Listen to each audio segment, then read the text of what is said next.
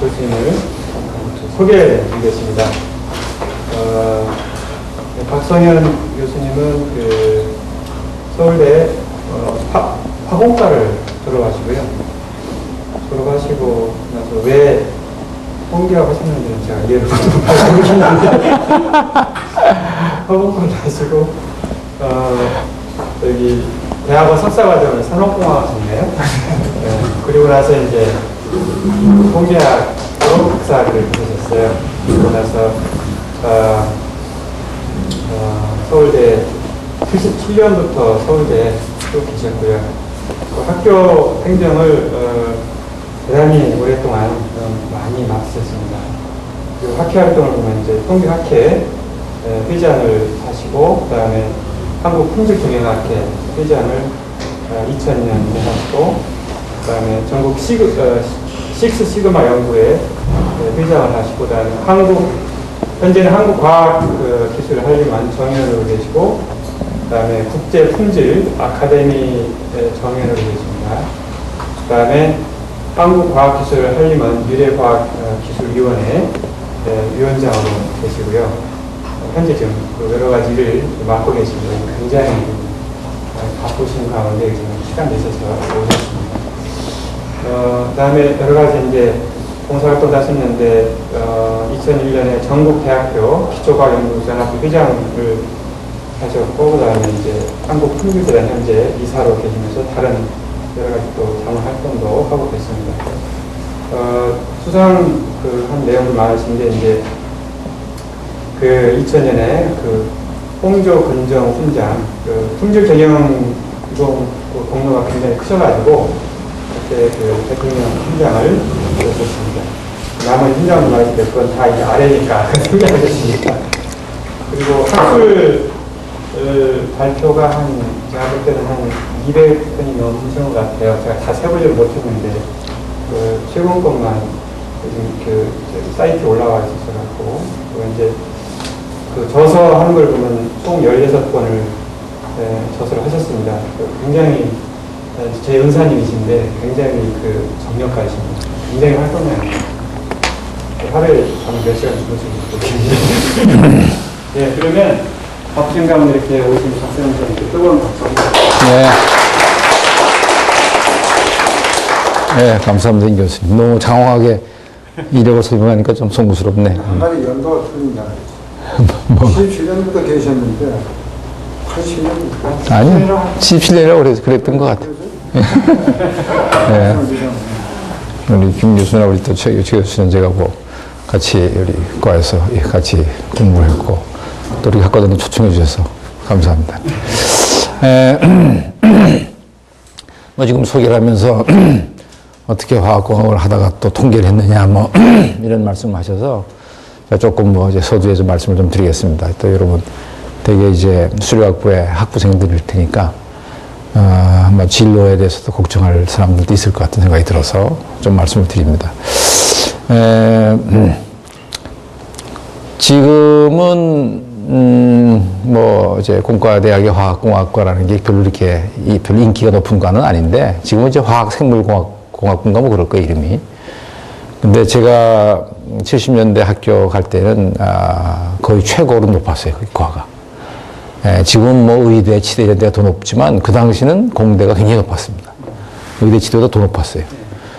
근데 어쩌다 제 고등학교 때 공부를 좀 잘해가지고, 저도 모르는 사이에 담임선생님이 너 화학과 가라고 막 그래가지고, 사실은 화학과학이 뭐 하는지도 모르고 그냥 등 뛰밀려가지고,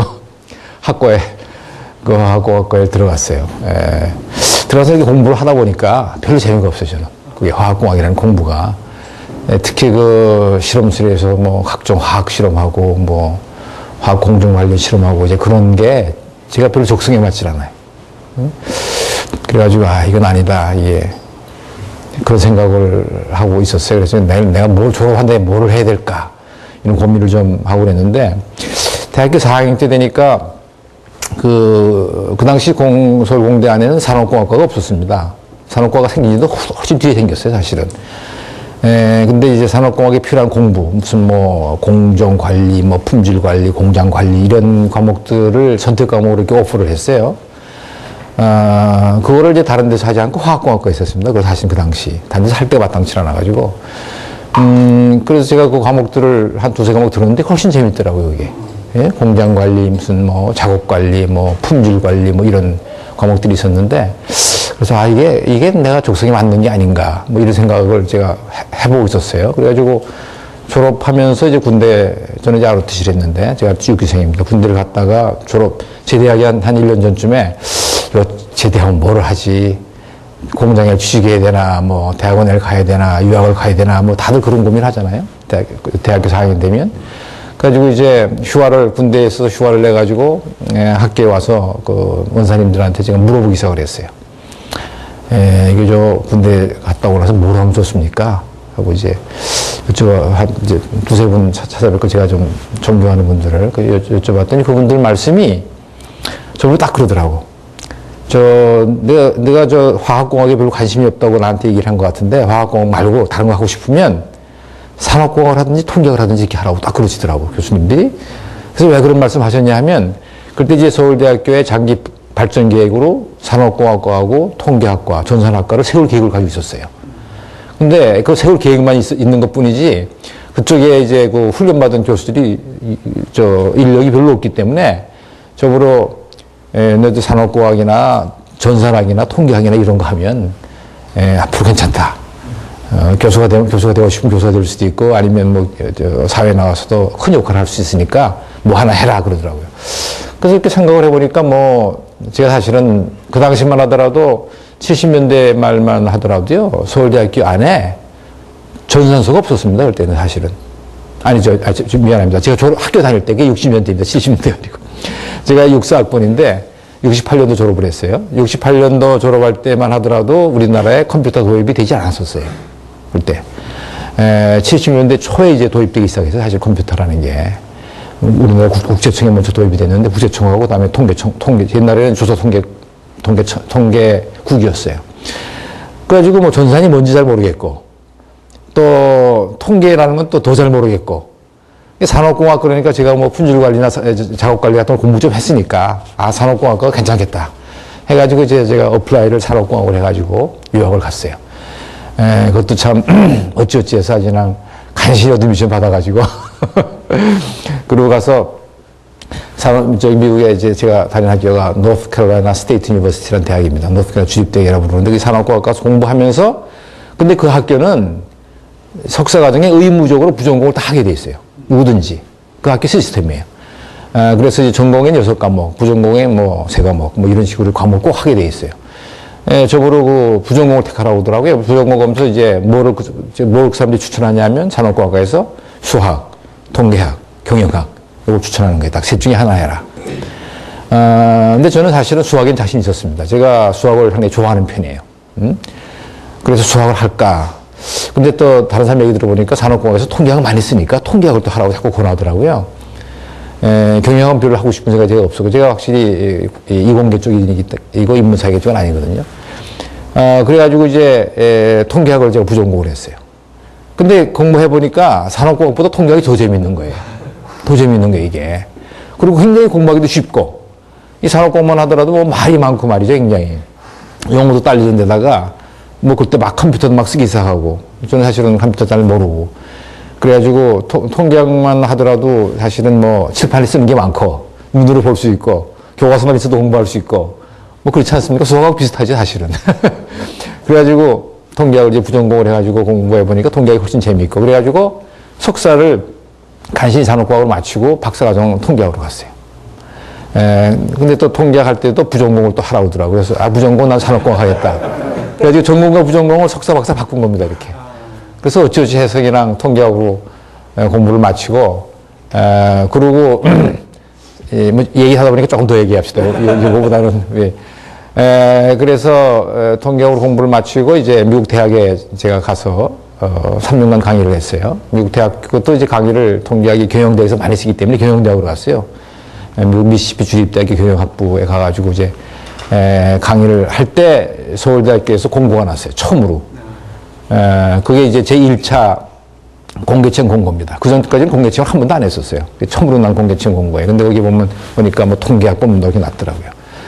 그래가지고 이제 뭐 거기서 어플라이. 저는 뭐 당시만 하더라도 우리 계산통계학과라는 게 75년에 생겼습니다. 생겼고, 제가 그 공고가 난 게 76년에 공고가 났는데, 뭐 제가 뭐 계산통계학과 아는 분도 한 분도 안 계시고 그냥 학교로 저 신청서만 보내고선 기다렸는데 한참 연락이 없더라고요, 그냥. 그래서 안 됐는가 그냥 기다렸는데, 나중에 한 6개월쯤 지난 다음에 됐다고 통지가 왔더라고요. 그래서 나중에 돌아와서 물어보니까 산업공학과도 이제 그때 막 생겼는데, 같이. 거기서도 교수님이 부족해가지고, 그 서류가, 저는 통계학과 가겠다고 서류를 냈는데, 그 서류가 산업공학과로 갔어요, 서류가. 그래가지고 공대하고 자연대하고 우리 산업 뽑겠다고 막 이제 옥신각신 하다가 시간이 많이 간 거예요, 그게. 그걸 이제 나중에 뭐, 우리 최준 교수님 저한테 그 얘기를 해 주시더라고요. 하여간 뭐 그렇게 해서 제가 77년에 그 당시는 계산통계학과였습니다. 그러니까 컴퓨터 사이언스 앤 스태티스틱스. 처음으로 이제 전산학하고 통계학을 같이 묶어서 한 과로 만들었어요. 그 당시 초기에는 이게 어느 정도 디맨드가 있을지 몰라가지고. 근데 뭐 컴퓨터 사이언스가 금방 커지기 시작하니까 좀 이따가 이제 분리시켰고. 그 다음에 뭐 같이 그렇게 변해서 통계학과가 됐습니다. 그래서 뭐 얘기가 너무 길어졌는데 벌써, 하여튼 지금 왜 학문을 그렇게 뭐, 화공, 산업공학, 통계를 바꿨느냐에 대한 답이에요.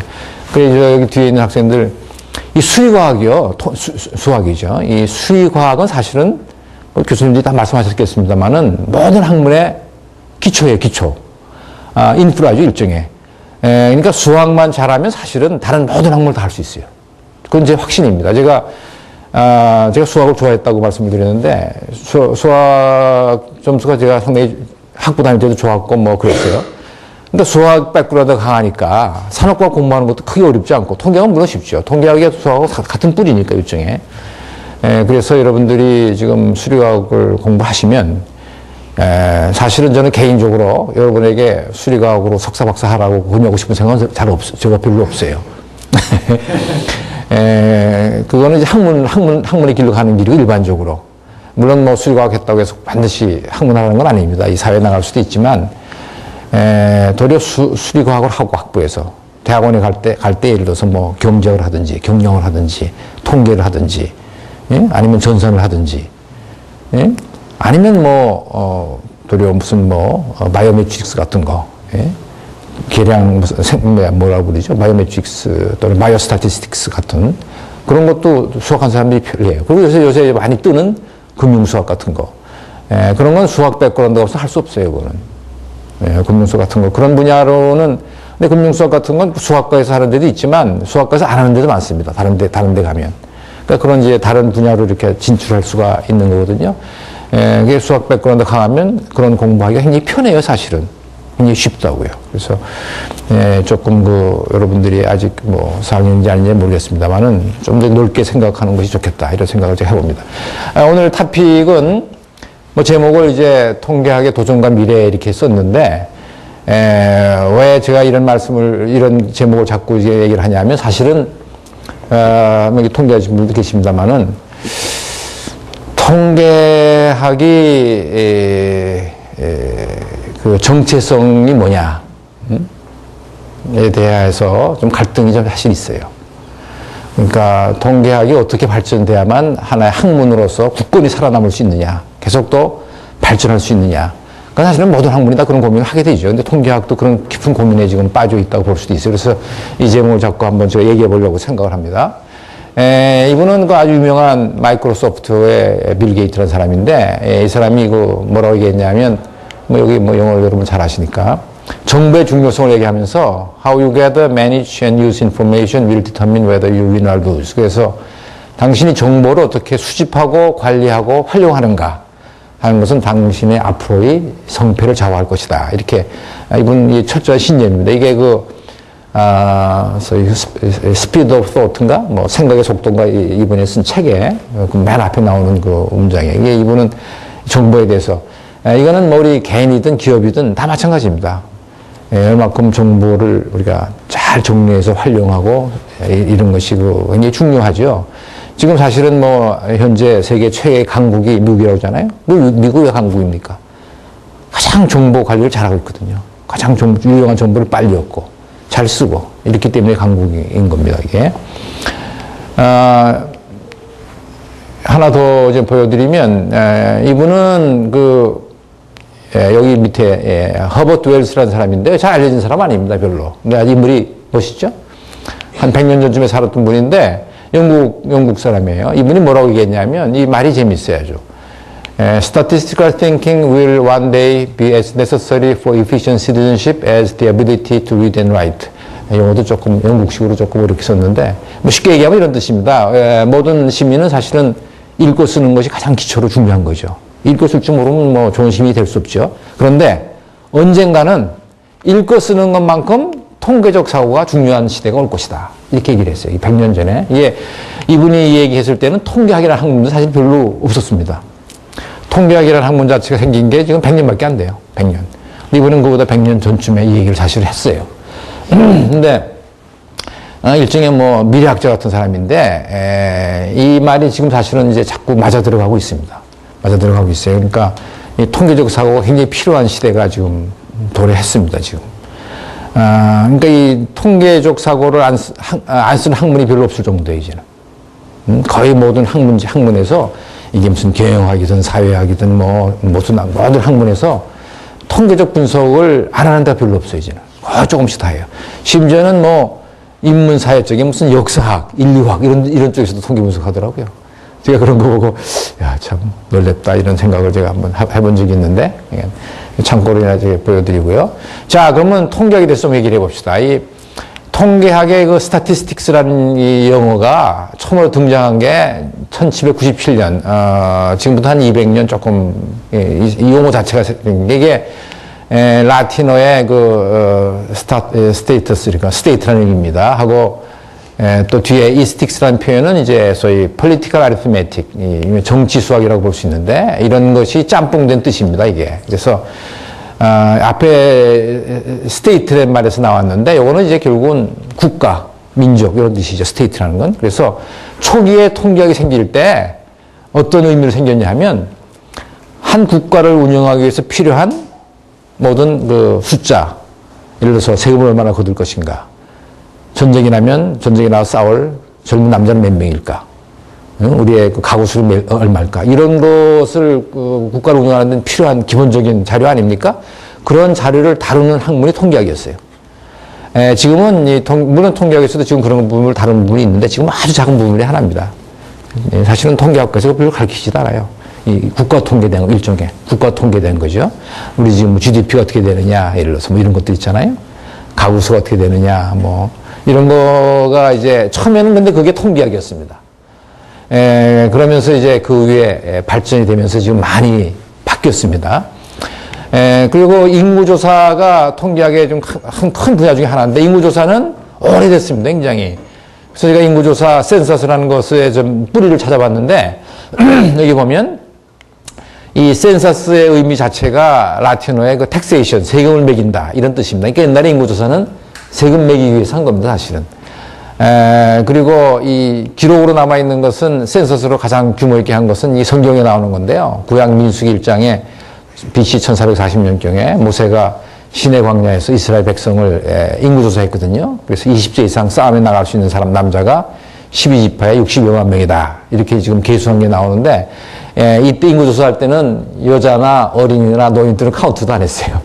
딱 나가서 싸울 수 있는 사람. 나가서 싸울 수 있는 사람이 20세에서 50세 사이, 남자. 고만 카운트에서 60만 명 정도 계수한 기록이 아주 상세하게 나옵니다. 이게 인구조사에 대한 가장 오래된 기록입니다. 이게 사실은.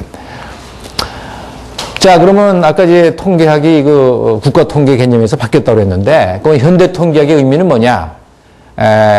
이거 정의가 사실은 쉽지 않은데, 제 나름대로 이렇게 한번 해봤어요. 통계학은 현대 통계학입니다. 사회, 자연 및 인간 생활이 온갖 현상을 연구하기 위해서 불확실성이 내포된 데이터의 선택, 관찰, 분석, 추정 및 검증을 통하여 의사결정에 필요한 정보의 획득과 처리 방법을 연구하는 학문이다. 여기 좀 정보란 말이 나오잖아요. 아까 빌 게이트가 얘기한 것처럼, 정보. 이게 정보가 상당히 중요한 거죠. 그래서 여기 키워드를 보면, 제가 키워드는 영어로 썼는데, uncertainty, 불확실성. 지금 사실은 우리가 불확실성 시대에 산다, 이런 표현을 쓰죠. 그리고 데이터. 그리고 decision making, information. 요런 것들이 키워드입니다. 그래서 현대 통계학은 사실은 상당 부분이 데이터 분석에 근거합니다. 물론 데이터를 다루지 않는 분야도 통계학에도 일부 있어요. 그리고 뭐 확률론 같은 걸 통계학으로 보는 사람도 있고 수학으로 보는 사람도 있고 그런데 그거는 구태여 꼭 데이터를 다루지 않을지도 모르겠습니다만은 가장 정통 현대 통계학의 의미는 불확실성이 내포된 불확실성이라는 건 이제 에러가 포함된 겁니다. 에러. 사실은 통계학에서 에러를 딱 빼버리면 통계학이 존재하지 않을 수도 있어요. 왜냐하면 확률 분포가 안 나오니까 거기서. 예? 그래서 이 불확실성이 내포된 데이터에 대한 이런 이걸 통해서 의사결정을 하고 필요한 정보를 획득한다. 예, 그래서 통계적 방법론들이라는 게 많이 있는데 통계학에는 통계 방법론이 많습니다. 제가 전공하는 분야가 뭐 이제 회귀분석, 실험계획법 이런 분야인데 그것도 통계적 방법론이에요. 하나의 데이터를 다루는 분야들이죠. 그래서 이런 것들이 지금 현대 통계학에 대한 정의다. 그래서 여기 보시면 국가 통계 개념하고는 아주 멀지요, 지금은. 예? 국가 통계 개념하고는. 그래서 이거는 소위 파퓰레이션을 모집단이라고 부릅니다. 파퓰레이션으로부터 일부 데이터를 샘플링해서 일부 데이터의 정보로부터 파퓰레이션이 어떨까 하는 것을 검증하는 이런 내용이 이제 근간을 이루고 있습니다. 그걸 통해서 우리가 의사결정한다. 이렇게 이제 보는 거죠. 근데 이제 통계학의 이제 뿌리를 내려가 보면 사실은 초기에는 수학하는 사람들이 통계적 개념을 발전시켰어요. 수학하는 분들이. 그러면서 이제 수리통계라는 분야가 나왔고, 수리통계학은 이제 이 mathematical statistics는 지금 통계학에서 상당히 가장 기본이 되는 중요한 분야입니다. 그리고 그 다음에 통계적 방법론들이 이제 여기서 이제 뿌리를 많이 가지쳐 나오면서 발전되고 있습니다. 그래서 우리 통계학과 학생들도 이 해석 개론이나 전형 대수 이런 건 필수 과목으로 좀 공부를 합니다. 우리 통계학과 학생들은. 자, 지금 현대 통계학의 그 정의를 바탕으로 해서 보면 이 원체 통계학이라는 말 자체가 통이라는 게 통치할 때 쓰는 통자거든요. 통치할 때 쓰는 통자고 걔가 계수할 때 쓰는 계자입니다. 그래서 원래 스타티스틱스의 의미가 있습니다. 국가를 다스리기 위해서, 국가를 통치하기 위해서 모든 필요한 데이터를 카운트하는 그런 학문이 통계학이에요. 원래가. 예? 그래서 이 통계학이라는 이 워드 자체가 현대 통계학의 정의하고 맞지가 않아요. 그렇습니다, 지금. 그러니까 통계학이라는 말 자체를 사실은 바꿔야 돼요. 통계학이라는 학문 자체가 현재 우리가 하고 있는 것을 그대로 반영하려면 통계란 말 자체는 옳지가 않습니다. 이게 통치할 때 쓰는 통자고 계수할 때 쓰는 계자를 쓴 거거든요. 이게 그래서 맞지 않는데 그러면 이제 영어로 볼 때 통계학의 그 적절한 이름이 뭐냐? 뭐 이게 몇 가지 나열했습니다만은 뭐 데이터 인포메이션 사이언스, 데이터 사이언스, 데이터 테크놀로지, decision making science, statistical information science, informative statistical science, information management science 뭐 이런 등등이 쫙 나올 수가 있어요. 그래서 여기 좀 보면 중요한 키워드가 데이터, 인포메이션, 매니지먼트 뭐 이런 얘기가 나오잖아요. 그래서 이 고민은 지금 뭐 우리만이 하는 게 아니고 아직도 지금 통계학의 본사는 지금 미국이니까 미국의 통계학자들도 엄청 고민을 많이 하고 있어요. 이 스타티스틱 말을 좀 바꿔보면 어떨까. 근데 감히 못 바꾸는 겁니다, 이게. 다 일치하는 그런 용어가 없기 때문에 그렇게 여러분들이. 자, 이 초기에 통계학 발전에 관련이 있는 학자들 대부분 수학하는 사람들인데요. 디 모이브레, 라플라스, 가우스, 다윈, 맨델 이런 분들은 이제 뒤에 통계를 써가지고 여러 가지 데이터 분석을 해보신 분들입니다. 예를 들어서 여기 갈튼이라는 사람은 이 통계학에서 많이 쓰는 상관분석, 회귀분석의 개념을 처음으로 만든 사람이에요. 이 갈튼이라는 사람이. 그리고 이제 피아스라는 사람이 뭐 현대 통계학의 아버지라고 볼 수 있는 사람입니다. 바이오메트리카라는 저널을 이제 창시한 분이고, 그리고 여러분이 잘 아는 그 다윈이, 다윈이라는 사람, 진화론 만든 사람, 이런 사람들도 사실은 통계적 방법을 이미 상당히 많이 썼어요. 그러니까 이 데이터를 이렇게 분석을 통해 가지고 어떤 유전의 법칙 이런 것들을 이제 통계적으로 설명한 사람입니다. 이 가우스라는 분도요, 이거는 원체는 그 천체 물리학자인데 사실은 이 노멀 커브를 천체 운동 이론에 적용해 가지고 이 정규분포죠. 여러분 뭐 정규분포 고등학교 때 다 배우잖아요. 이 정규분포를 공식적으로 쓰기 시작한 분이 사실 가우스예요. 그래서 오래됐습니다만은 이 가우스라는 분이 그 수학 하시는 분이죠, 원래. 전체 물리학이라는 게 이론 물리학이 상당히 수학에 굉장히 가깝습니다. 근데 이분이 얼마큼 존경받는가 하는 걸 한 10년 전에 독일 갔을 때 처음 이 독일 사람입니다. 알았는데요. 독일의 마르크, 돈에 가우스가 나오는 5마르크짜리든가 10마르크짜리든가 잘 정확히 지금 모르겠는데 가우스 본 적 있으세요? 들었어요? 예. 아, 그래요? 그게 몇 마크짜리입니까? 5마크짜리입니까? 5마크짜리인가에 가우스의 그림이 딱 나온다고요. 그만큼 유명해요. 하여간. 그러니까 이 독일 사람들의 그 실용주의적인, 왜냐하면 그 과학자를 이렇게 돈에다 찍는 거 쉽지 않다고요. 사실은. 이 가우스라는 분이 그런 분이에요. 그 다음에 피셔라는 사람도 통계학에 초기에 엄청 기여를 많이 한 사람입니다. 이게 지금 우리가 얘기하는 랜덤 샘플의 개념, 모집단에서 샘플링 해가지고 그거 분석하는 이런 개념을 처음으로 도입한 사람이 피셔라는 사람이고요. 제가 전공하는 분야가 실험계획법인데, 이 디자인 오브 익스페리먼트, 이거를 처음으로 또 만든 사람이에요. 이 피셔라는 사람이. 그래서 엄청난 창조적인 사람이죠. 아주 머리가 굉장히 뛰어난. 근데 피셔도 학부는 수학을 했습니다. 수학. 예? 학부 수학 공부하고, 자기의 취미가 근데 이제 무슨 클럽 활동하고 그럴 때, 지금 얘기하면 이제 바이오매트릭스 분야 쪽에 클럽 활동을 하면서 통계 쪽에 눈을 뜨기 시작을 했어요. 이분이. 그 피셔가 이제. 그리고 이 피셔에 대해서는 피셔의 딸이 자기 아버지를 잘 알기 때문에 자기 아버지의 일대기를 그린 책이 있습니다. 그 책 이름이 The Life of a Scientist 라는 책이 있어요. 이만큼 두꺼운 책. 본 적 있으세요? The Life of a Scientist 해가지고 그 책을 딸이 썼는데 그 책이 상당히 그래도 유명한 책이 됐어요. 왜냐하면 그 초기에 피셔가 통계라는 학문이 별로 발달되지 않았을 때 어떻게 이 통계학의 개념, 랜덤 샘플링의 개념, 또 실험계획법의 개념 이런 것들을 제가 도입하기 시작했을까에 대한 고민하는 과정이 쫙 그려져 있어요. 그게 딸도 통계학자였습니다. 원래 그 딸이 박스의 와이프였죠. G.P. 박스의 유명한 통계학자 G.P. 근데 뒤에 이혼했습니다만은 이혼했어요. 그 박스라는 분이 워낙 아마 살아있는 통계학자 중에서는 어쩌면 제일 유명하다고 저는 개인적으로 생각하고 있는데 제가 그분을 존경하기 때문에 한번 초청을 서울대학교에 한 적이 있어요. 벌써 오래됐습니다. 한 15년 전쯤에 어떻게 돈을 좀 와가지고 그분을 초청해가지고 한 게 한 일주일 이제 묵겠는데 그때 딱 와보니까 굉장히 와이프가 젊더라고요. 전 그때까지 몰랐거든요. 그랬더니 세컨 와이프에 보니까 그래서 이혼한 걸 이제 알았는데 하여간 이제 이 피셔의 딸이면서 박스의 와이프였던 그 조안 피셔, 이름이 조안 피셔예요. 책이 지금 생각나서 잠깐 말씀을 드립니다. 여담입니다만은. 자, 그러면 이 통계학이라는 것이 사회 발전에 어떻게 기여하고 있는가? 제가 이걸 여러 개로 나눠서 한번 써봤는데요. 이 학문의 그 계량적 발전에 지금 엄청 기여하고 있습니다. 지금 여기 제가 이 분야를 이렇게 많이 썼는데 여기 보면 매트릭스라는 표현이 많이 나오잖아요. 매트릭스. 바이오매트릭스, 이코노매트릭스, 소셜매트릭스, 사이코매트릭스. 여기 매트릭스라는 표현이 계량적인 통계 분석 이런 뜻입니다. 매트릭스라는 표현 자체가.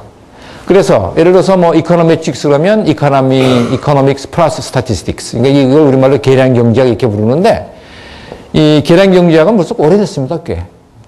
탄생된 지가. 소셜매트릭스, 사이코매트릭스 이건 다 각 분야. 그래서 이 사이코매트릭스 같은 분야도 지금 사이콜로지 하시는 분 중에서는 굉장히 큰 분야입니다, 지금. 이렇게 지금 이 통계학이 다른 학문과 접목이 돼서 새로 탄생된 학문이 굉장히 많아요, 지금. 굉장히 많아요. 이게 다 쓸 수 없을 정도로 많습니다, 지금. 그러니까 요새 이런 분야, 사이콜로지 쪽에는 사이코매트릭스 쓰는 논문이 많이 나오고, 예를 들어서 케모매트릭스 쪽에는 케미스트리하고 스태티스틱을 합친 이런 분야에 대한 논문도 많이 나오고, 이제 요새 환경 쪽에 대해서는 행동과학이군요. 비헤비어 매트릭스 해가지고 이제 비헤비어 사이언스하고 통계하고 합친 거. 이건 이제 환경, 인바이러먼트 사이언스하고 스태티 합친 거예요. 메디신하고 굉장히 스태티컬 메디신이 엄청. 그렇죠. 요새 바이오매트릭스, 여기 이게 바이오매트릭스 분야. 바이올로지하고 스태티 또는 이제 메디컬 분야하고 스태티스틱스. 그런 분야에서 돈이 많죠. 요새 보건, 의학, 생물 이런 쪽이 통계하고 결합한 분야가 통계하는 사람들은 그냥 보통 뭐 바이오 스태티스틱스 이렇게 부르는데 그런 분야가 특히 미국에서는 펀딩이 지금 많이 되기 때문에 굉장히 큰 학문 분야로 뜨고 있어요. 한국도 점점 그런 것 같아요. 최근에 와서 점점. 그래서 이 학문 분야 커지고 있다. 그리고 아까 말씀드렸습니다만은 이제 지식 기반 정보화 사회에 이제 통계학이 길잡이가 되고 있다. 왜냐하면 이 정보화 시키는 것이 이 통계적 방법론이 이 정보화 시키는데 크게 도움을 주고 있거든요. 한번 생각해 보십시오. 우리 주위에는 지금 엄청나게 많은 데이터들이 있거든요. 말할 수 없이 많은 데이터가 쌓여 있는데 데이터라는 것은 그냥 숫자에 불과합니다. 숫자나 그림이나 뭐든지 간에. 근데 이제 그런 숫자를 통계적 방법으로 잘 이렇게 정리하고 뭐 분석하고 그러면 딱 정보가 나온단 말이에요. 정보가 창출된단 말이에요. 그래서 이게 지금 정보화 사회에서 큰 노릇을 하고 있다. 뭐 여기 이제 그런 표현들을 제가 쭉 썼습니다. 또 최근에는 그 서베이, 뭐 여론조사 또는 뭐 여러 가지 이런 조사, 여기 오피니언 서베이, 뭐 마켓 서베이, 시장조사 같은 이런 것들이 이 통계적 방법을 이용한 이건 통계학 분야에서 이제 일종의 표본조사 이론인데 이런 분야가 또 국가 운영 또는 뭐 사회 운영 이런데 또 기여를 지금 많이 하고 있습니다. 지금 뭐 여러분 뭐 이 무슨 여론조사 뭐 사회 무슨 시장조사니 뭐 막 이런 거 많이 신문에 나잖아요. 근데 이게 원래 사실은 통계학의 표본조사 이런 분야인데 하도 그것을 이제 사회과학 하는 사람들이 많이 써먹다 보니까 도리어 사회학 하는 사람들이 그쪽에 많이 진출이 있더라고요. 그러니까 지금 우리나라에서도 큰 이제 여론조사 기관에 갤럽이라고 있잖아요. 갤럽. 굉장히 큰 기관인데 갤럽에 가서 물어보니까 통계한 사람 별로 없어요. 꼽을 정도의 손으로. 그리고 뭐 나머지는 무슨 뭐 사회과학, 언론학 뭐 이런 거 한 사람들이 잔뜩 들어가 있더라고요. 그러니까 그런 사람들이 그런 쪽을 막 침투해 들어오고 있는 셈이죠. 어떻게 보면. 그리고 제가 실험기법에서 저는 이제 품질 생산성 향상에 이쪽에 제가 지금 많이 하고 있는데 지금 우리 기업들의 품질 및 생산성 향상에 통계가 많이 쓰여집니다. 그 중에 하나가 뭐 식시그마 경영, 뭐 통계적 품질 관리, 통계적 공정 관리, 실험계획법, 신뢰성 이것도 이제 신뢰성 분야가 또 있습니다. 또 회계 분석, 또 시계열 분석, 뭐 이 데이터베이스 분야. 또는 이것도 뭐 퀄리티 엔지니어링, 품질 공학 이렇게 부르는데 이런 분야들이 되게 품질 및 생산 향상에 기여하는 분야들인데 우리나라도 70년대, 80년대 우리나라의 산업이 한참 이렇게 부흥할 때 그럴 때 통계적 품질 관리가 우리 기업들에서 엄청 많이 좀 교육되고 사용됐습니다. 지금은 조금 뜸해진 감이 있어요. 지금 우리나라의 그 품질 수는 상당히 올라가 있기 때문에 그런 엄청난 노력을 하고 있지 않는데 7, 80년대에는 제가 이 통계적 품질 관리, 뭐 실험계획 이런 걸 전공하다 보니까 강의 요청이 정말 쇄도했어요, 진짜. 기업에서. 그래, 제가 그 고졸하라고 하던 뭐 정신이 없을 정도로 그렇게 바빠진 시절도 있었어요. 그러니까 우리 기업들이 이제 이런 그 통계적 방법들을 많이 써가지고 꽤 기업의 선진화를 이루는데 기여를 했어요. 지금도 기업에 가면 그 식시그마 경영이라는 걸 하는 기업이 많은데 식시그마 경영할 때 기본적으로 하는 교육, 소위 블랙벨트 교육이라고 부르는데 블랙벨트 교육이 보통 한 달 이렇게 하거든요. 근데 그 내용을 들여다보면 거의 반 정도가 통계 교육이에요. 품질 및 생산 향상 교육. 이런 뭐, 그래서 엔지니어들이 대학에서는 통계 공부 안 하고 기업에 가서 통계 공부하는 이런 경우를 제가 많이 봤습니다.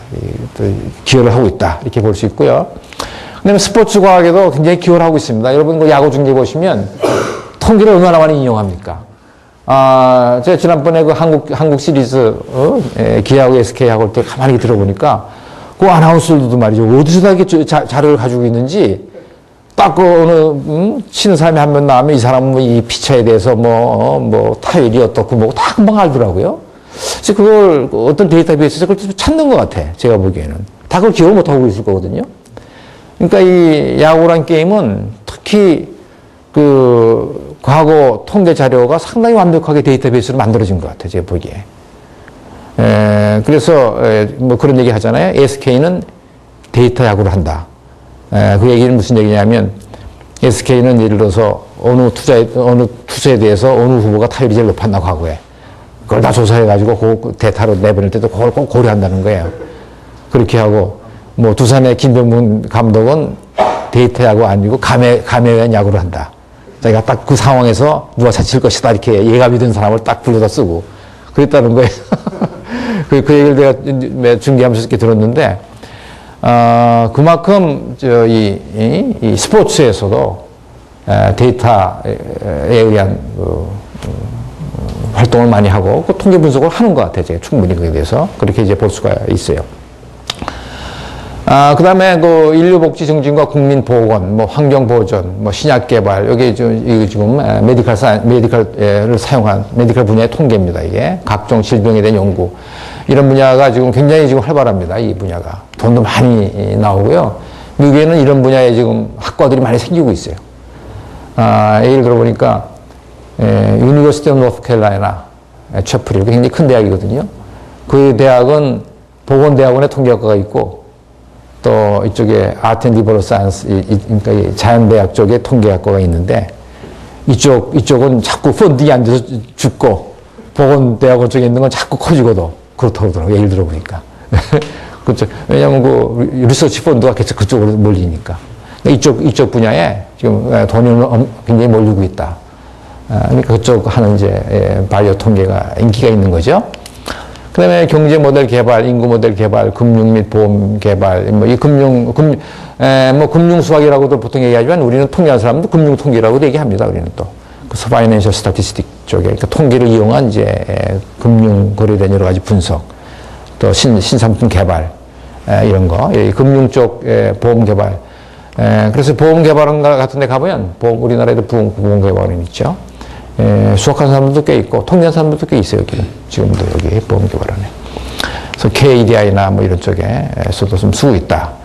그리고 요새 뭐 교육에 대한 얘기 하도 많은데, 이 통계 분석을 다 하죠, 여기서도. 입시정책 이런 데 대해서 지금 기여를 하고 있다. 이거 지금 제가 한 8가지만 썼는데, 사실은, 데이터에 근거해서 뭔가를 거기서 뭘 끄집어내가지고, 정보를 끄집어내서 하려고 하면, 통계적 방법이 이용이 되는 거죠.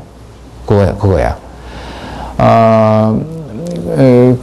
그래서 사실은, 뭐 아직까지 말씀드렸습니다만, 통계라는 게, 다 여러 학문 분야로 다 이렇게 접목이 돼가지고 기여를 조금 이렇게 하고 있어요. 그러니까 기여만 충분히 하고 있는 것이 자기 자신은 이렇게 빛나질 않아. 그게 하나 흠이야. 통계하는 사람이 볼 때 뭐 막 남을 열심히 도와주는데 자기는 외로운 거야, 이게. 누가 크게 알아주지도 않고. 뭐 수학도 비슷해, 사실은. 그런 면에서는. 그런 게 이제 통계하는 사람으로서는 좀 애로웁니다, 사실은. 다른 학문은 자기 영역이 확 있거든요. 그래서 교수학, 그럼 영역이 크잖아요. 딱 이렇게. 또 기계공학 딱 영역이 딱 있잖아요. 근데 이제 통계학이라는 것은 다 다른 학문 이렇게 막 도와주면서 자기는 경우에 따라서는 제목도 못 참기는 수도 있어요. 제목도. 그런 경우를 제가 많이 봅니다. 예를 들어서. 참고로 말씀드리고. 자, 그 다음에 조금, 요거는 이제 무슨 인류사회 변천 과정에서 제가 조금 얘기하고 싶은 게 있어서 말씀을 드리는데요. 뭐 여러분 잘 아시겠습니다만, 알빈 토플러라는 미래학자가 제3의 물결, The Third Wave라는 걸 주창을 했습니다. 이게 하면서, 제1의 물결이 농경사회, BC 8000년경에. 그러니까 8000년 전에는 인류가 이렇게 뭐 막 왔다 갔다 하면서 그냥 떠돌아다니면서 살기 때문에 문명이라는 게 없었는데, 8000년 BC경부터 한 곳에 정착해서 농사를 짓기 시작을 했어요. 그때부터 소위 문명이라는 게 생기기 시작합니다, 이게. 그리고 그 후에 오래 이제 농경사회가 가다가 18, 19세기 산업화 사회가 된 겁니다, 이게 유럽에서. 그러면서 이제 경쟁시대에 돌림을 했고, 최근에 와서 이제 정보화 사회가 됐습니다. 이 컴퓨터의 등장, 또 통신 장비의 등장으로 인해가지고 이 정보사회가 됐어요. 그래서 이게 산업사회에서 정보사회로 간 게 상당히 짧습니다, 이 기간이. 그리고 현재 지금 정보화 사회가 진행되고 있다고 볼 수 있는데, 사실은, 이미 또 새로운 사회로 들어가는 게 아니냐, 이런 얘기를 하는 분들이 이제 있어요. 그게 제4의 물결, 아직까지 제1의 물결이 이제 농경사회, 2의 물결이 산업사회, 3의 물결이 정보사회, 그러면 제4의 물결이 뭐냐, 이게 21세기에 닥쳐오는 물결이다, 이렇게 얘기를 하는데, 어떤 사람들은 정보화 시대를 넘어서 지식사회로 간다. 그러니까 지식이라는 게 최고의 자산이 되고 무기가 되는 그런 시대에 돌입하고 있다. 뭐 이런 얘기를 지금 이제 하고 있습니다. 그래서 이 소위 지식 경쟁력을 가진 나라가 선진국이다. 따라서 이 지식 관리를 잘하기 위해서는 뭐 국가에서 지식관리청 이런 것을 만들어야 되지 않나. 뭐 이런 얘기들도 하고요. 또 이 지식사회에서는 가장 중요한 경쟁력 요소가 지식, 문화, 기술 이런 것들입니다. 사실 기술도 뭐 지식에 근거하고 있습니다만은 또 문화도 뭐 그런 면이 있죠. 근데 이런 것들이 이제 국가 경쟁력의 가장 결정적인 요소가 된다. 과거에는 어떻습니까? 산업화 시대에 국가의 경쟁력 요소가 뭐였습니까? 그때는 땅이 있어야 되고, 예를 들어서 뭐 돈이 있어야 되고, 또 사람이 있어야 되고, 맨파워가 있어야 되죠. 뭐 이런 그 눈에 보이는 그런 것들이 그 나라의 국력을 좌우했거든요. 근데 이제 그게 아니라는 겁니다. 이제는 이 지식, 문화, 기술 이런 것도 눈에 보이지도 않아요, 잘.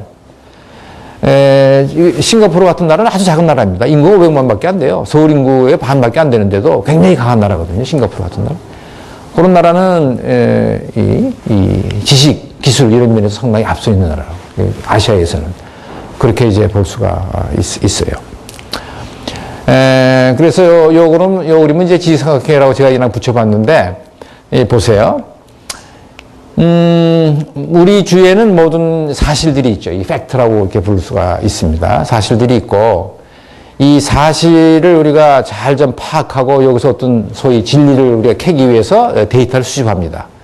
이 데이터라는 것은 뭐, 아까 말씀드린 것처럼 숫자에 불과하죠. 뭐, 경우에 따라서 뭐 그림으로 그릴 수도 있는데, 이걸 잘 정리하고 통계적 분석을 통해서 정보를 얻습니다. 정보를. 그리고 이 정보를 이것저것 잘 필요한 걸 엮어가지고 지식을 만들죠.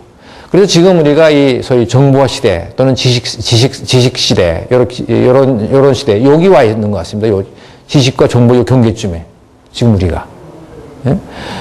그래서 계속 이렇게 지금 발전하고 있어요. 이렇게 발전하고 있는데, 지금 이 그림에는 지금 맨 위에다 제가 지혜라는 걸 하나 넣어놨습니다. 이게 위즈덤이라는 걸 하나 넣어놨는데, 이건 뭐 지금, 온 사회가 아닌데요.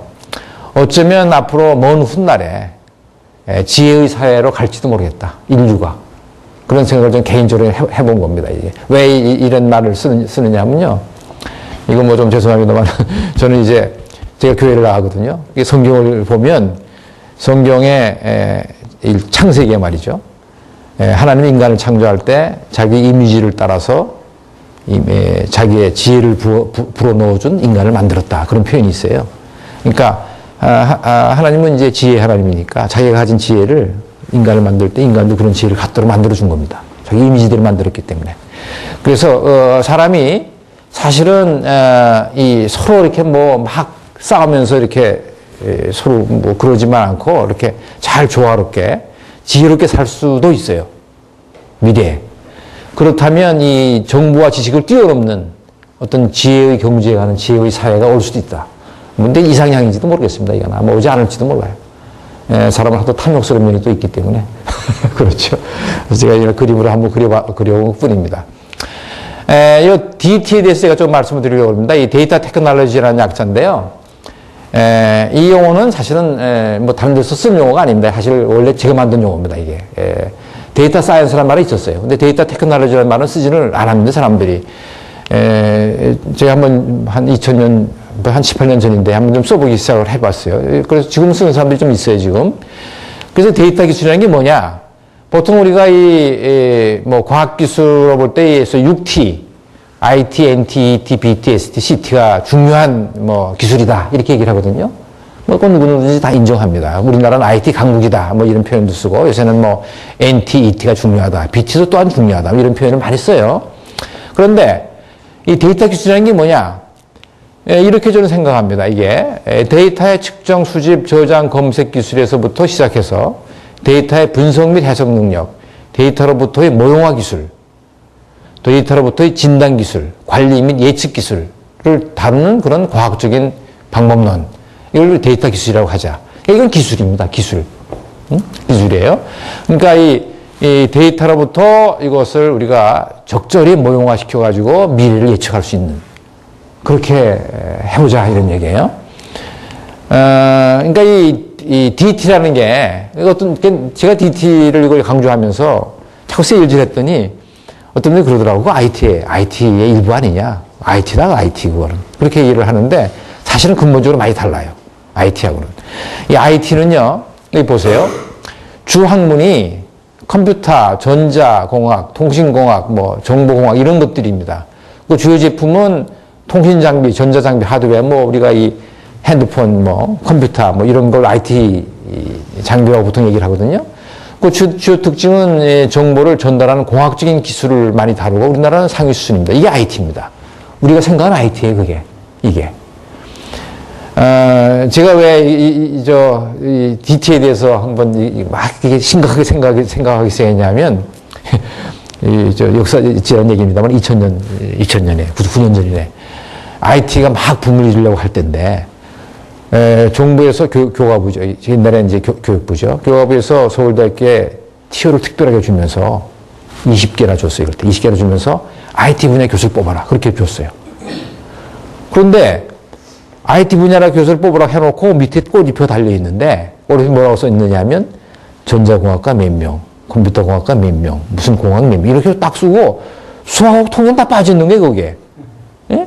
사실은, IT의 그 중요한 인프라 학문이 제가 생각하기에는 수학, 통계학 이런 거거든요. 저는 그렇게 생각하고 있거든요. 수학이나 통계학의 그 사운드한 베이스가 없이 IT가 발전할 수가 없어요, 원래는. 그 한계가 있습니다, 그게. 그래가지고 상당히 제가 열을 받았어요, 그때 사실은. 그래가지고 어떻게 IT의 교수를 채워가면서 자연과학대학에 뭐 수학이나 통계나 이런 데 채용을 안 하느냐. 근데 말이 안 된다, 이게. 통계학이 왜 IT 분야가 아니냐. 제가 막 강변을 했거든요. 근데 뭐 잘 안 되더라고요. 해가지고. 하여튼 그래서 제가 옛날 얘기입니다만 지금. 근데 DT는 수학이나 통계학, 산업공학, 정보과학, 전산과학 이런 주로 과학 분야입니다. 그리고 주요 제품이 이런 소프트웨어들, 뭐, 암호 시스템은 수학에서 많이 다룹니다. 예. 이것도 사실 우리가 좀 뒤져 있어요, 이런 게. 뭐, 통계 패키지, 뭐, 시뮬레이션, 뭐, 이런 것들. 데이터 마이닝도 요새 통계에서 많이 하는 분야인데, 이 데이터 마이닝도 요새 뭐, 다른 분야에서 막 호시탐탐이랑 자기네가 가져가려고 노리고 있는 분야 중에 하나라고 이게. 이게 통계하는 사람들이 이걸 꽉 잡아야 된다고, 사실은. 그리고 이 특징은 다량의 데이터로부터 현상을 파악하고 효율적으로 극대화하며 미래를 예측하는 그런 과학이다. 우리나라는 중하위권입니다. 이게 중하위라는 걸 단적으로 증명하는 게요. 통계 패키지만 하더라도 우리 국산이 별로 없습니다, 지금. 통계 패키지만 하더라도. 엄청나게 많은 달러가 지금 계속 주로 미국으로 가고 있어요. 예? 얼마나 많은 돈이 가고 있는지 알아요? 엄청납니다. 수학도 마찬가지인데. 수학도 마찬가지입니까? 워낙 좋아서 네. 따라갈 수가 없어요. 통계 패키지가 여러 가지가 있는데 그 중에 하나가 SES라는 패키지가 있습니다. SAS라고, SES. 제가 SES 사장을 잘 아는데 우리나라에서 지금 올리는 매출액이 거의 한 1,000억쯤 돼요. 매년. 응? 근데 그 돈의 상당 부분이 미국으로 간다고. SES 하나만 가지고도 지금. 예? 근데 지금 그런 시대. 그래서 이게 지금 이쪽 DT가 우리나라는 DT 기술이 떨어져 있어서 그렇다. 저는 이렇게 생각을 합니다. 이게 이쪽으로 좀 돈을 좀 투입을 해야 되는데 이게 이 마인드가 사실 별로 없어요. 우리 고위 정치인들이나 힘 가진 사람들이. 예? 그래서 우리 전 선생님이 좀 이런 고위직에 올라가야 되는데. 예? 이렇게 관리들이 워낙 무식해서 정치합니다. 이런 걸 모르니까. 그걸 몰라요. 이걸 이해를 잘 못 하더라고요, 지금. 이해를 잘 못 해요. 하여간 뭐. 이 DT에서는 아이고, 죄송합니다. 이건 참고로 DT에서 사용할 수 있는 사이클인데, 이거는 DMAMP라고 썼는데, Define, Measure, Analyze, Model, Predict. 그래서 이 문제를 정의하고 필요한 데이터를 수집하기 위해서 측정도 하고 분석하고 모델링을 하고 예측을 하는 이게 이제 DT에서 사용될 수 있는 문제 해결 사이클이다 해서 하나 만들어 봤고요. 그래서 이 DT 분야가 발전돼야 되겠다. 그러면 통계학에서는 이 DT라는 것이 국가 운영, 기업 운영, 개인의 생활에 중요한 인프라를 형성할 수가 있고 또 통계학의 하나의 큰 브랜치로서 발전할 수 있는 소지가 있습니다. DT를 우리가 자꾸 이렇게 발전시키면. 그러니까 결국은 포인트는 이럽니다. 통계학의 미래를 볼 때, 제 개인적인 생각입니다. 통계학의 미래를 볼 때는 빨리 우리가 소위 이 정보화 사회, 지식 사회의 핵심 가치를 휘어잡아서 통계학으로 끌어들여야 돼요, 그거를. 그래서 통계학이 그런 그 정보나 지식을 창출하는 가장 핵심적인 학문이다. 그러니까 통계학이 없이는 앞으로 지식사회에서 국가의 발전이 있을 수가 없다. 할 정도가 돼야 돼. 그래야만 통계학이 발전해. 그렇지 않고, 뭐 통계하는 사람 중에서도 뭐 수리 통계나 이론 통계 하시는 분은 이런 얘기 들으면 섭섭할지 모르지만 너무 통계학을 이론 통계나 수리 통계에만 한정해가지고 그걸 고수하려고 하는 사람들이 있는데 그러면 통계학은 죽어요. 제가 보기에는.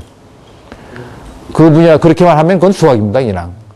예? 수학이 이론에 해당되는 분야인데 의외로 통계하는 사람들 중에서 우리 통계학교도 마찬가지예요. 통계하는 사람 중에서 통계 응용보다는 통계 이론에 더 강한 집념을 가진 사람들이 많아. 예? 수학도 그런지 내건 모르겠는데 우리 서울대학교는 그래, 내 보면. 서울대학교 수리과학부에 가보면 이론 수학에 굉장히 집념들이 강해. 응용 수학을 좀 하라고 제가 여러 번, 제가 자연대 학장 됐습니다. 학장할 때도 수리과학부에 응용 수학 한 사람 뽑아라, 응용 수학 한 사람 뽑아라. 야, 앞으로 그게 미래는 수리과학부는 거기에 미래가 있으니까 말을 안 들어. 안 들어. 이야, 놀랍대. 놀라게 고집이 강한 거예요. 예? 근데 지금도 아마 응용하는 사람들이 많지 않아요. 이론하는 사람들이 훨씬 많아. 예? 그러니까 응용하는 사람들이 자꾸 이 메인 바디에 있지 않고 옆으로 자꾸 이렇게 뭐라고 해야 되나. 사이드로 노는 거야, 사이드로. 핵심에 딱 진치지를 못하고. 그래가지고 제가 보기에는 서울대학교 수리과학부는 앞으로 어려움을 겪을 것이다. 이렇게 저는 생각을 하고 있어요. 일부는 그렇지 않은데 그런 사람들이 많아, 제가 보기에. 이건 통계학도 마찬가지예요. 통계학도. 이건 뭐 사례 연구로 이제 몇 가지만 이제 시간이 많이 가서 제가 조금만 하고 마치고 질문 좀 받겠습니다. 그래서 국부의 창출과 서비스 산업 해가지고 뭐 잠깐 여기 얘기를 했는데, 지금 뭐, 우리나라가 지금 상당히 잘 살죠. 지금 보면 1인당 GDP가 뭐 2만 불 근처에 있거든요. 그러니까 옛날에 비하면 뭐 여기 지금 젊은 학생들이야, 다 80년대 이후에 태어난 사람들이겠지만, 이게 60년대, 여기 60년대는 없구나. 4.19, 5.16 난 게 60년대거든요. 60년, 61년 그렇습니다. 그럴 때만 하더라도 1인당 GDP가 100불이 채되질 않았어요. 100불이. 근데 지금 2만 불, 그러니까 200배 가까이 증가한 거예요. 엄청난 증가죠. 근데, 물론 엄청난 이제 노력들을 지금 많이 했습니다만은. 근데 제가 하나 염려하는 게, 이 우리나라의 국부에 기여하는 큰 부분이 소위 그 조선공업, 자동차공업, 뭐 철강공업, 반도체, 이런 것들, 주로 이 눈에 보이는 제품들이거든요. 그런데, 이게 조금 음료스러워요. 사실은. 이 주로 이 소프트웨어 산업, 또 요새 얘기하는 뭐 녹색 기술 산업, BT, CT, 금융산업, 이런 쪽이 앞으로 우리가 좀 키워야 돼요. 우리나라는, 이 금융산업 같은 건 굉장히 취약합니다. 굉장히 취약해요. 그래서 오늘 신문에 누가 그랬더라고요. 금융 쪽에도 삼성전자와 같은 세계적인 기업을 키워야 된다. 그런 얘기를 누가 했더라고요. 전 동감해요, 거기에 대해서. 우리나라의 그 무슨 은행이나 뭐 증권회사나 뭐 이런 게 다 용세해가지고, 지금 세계에 나가질 잘 못해요. 근데 이런 분야를 키우려면 제 생각에는 제가 말씀드린 거 데이터 테크놀로지, DT나 통계나 이런 것들이 기여가 돼야 돼. 그걸 서포트 해줘야 돼. 예? 뭐 아까 얘기한 뭐 금융수학 이런 거, 금융통계나 이런 것들이. 그래야만 이런 분야가 크지, 그렇지 않으면 클 수가 없어요. 이런 분야가. 그런 얘기를 제가 말씀을 드리고요.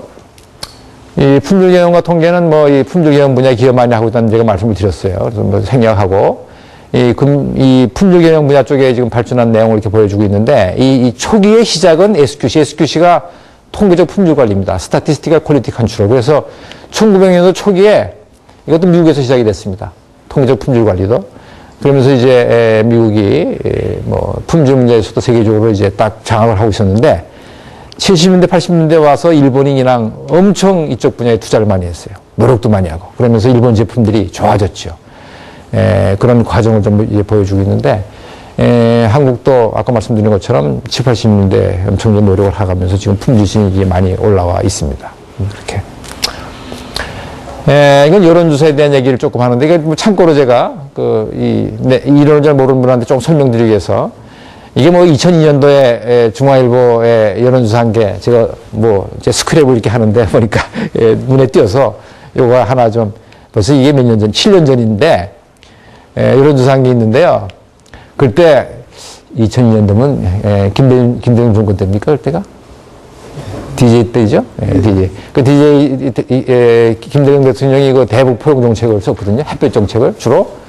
그러면서 그 당시 이제 중앙일보에서 이런저런 했는데 대북 포용 정책에 대한 지지도가 나온 거예요. 그래서 어느 정도 48% 정도 지지하고 매우 지지는 12%, 지지 않는다 30% 이렇게 나오고 또 지역주의 심각도에 대해서는 뭐 매우 심각하다, 어느 정도 심각하다 뭐 이런 것들이 쭉 이제 이렇게 나오고 있어요. 근데 제가 질문은 뭐냐면 자, 그러면 이런 퍼센티지들이 요거는 이제 소위 일부만 샘플링해서 한 거거든요. 1000명이면 1000명, 2000명이면 2000명 이렇게. 그러면 전 국민을 다 했을 때는 그러면 이 퍼센티지가 얼마큼 바뀔 것이냐. 그런 의미를 가질 수 있잖아요. 근데 놀랍게도 이게 상당히 잘 맞아요. 상당히 잘 맞아요. 그러니까 이게 예를 들어서 말이죠. 여기 몇 명 조사했는지 한번 봅시다. 1100명 조사했습니다. 1100명. 1100명 정도 조사하면 이 여론조사가 비교적 객관적으로 잘 이루어졌다는 존재하에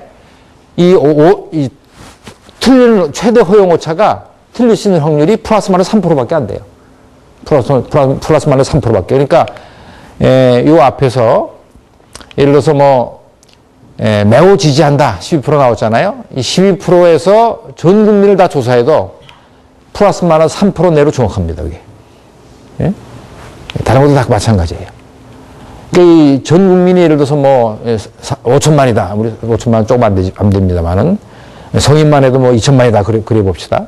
근데 딱 1100명만 조사하더라도 2천만 조사한 거하고 많이 틀리지 않는다. 요새 그 선거할 때 출구조사한 결과가 거의 맞거든요. 틀려야 1%. 많이 틀리지도 않아요. 근데 이게 여기 이제 통계 이론에 기초한 겁니다. 통계 이론에서 소위 추정 이론이라는 게 있거든요. 그래서 신뢰관에서 나온 건데 이게 이걸 가만히 들여다보면 참 재미나요. 그래서 이런 것들이 우리가 이 통계적 이론이 실사회에 직접 잘 운용되는 그리고 아주 놀라운 결과를 주는 그런 사례다. 제가 한 사례를 지금 이제 말씀을 이제 드립니다. 그리고 지금 제가 좀 부지런하게 빨리 했는데 질문을 좀 받으려고 우리 학생들 많이 오진 않았습니다만은 오늘 학생들 시간을 보낸 가치가 있기를 제가 바라고 저 질문을 제가 한 두세 개만 좀 받아보겠습니다. 질문 있으면 해주세요.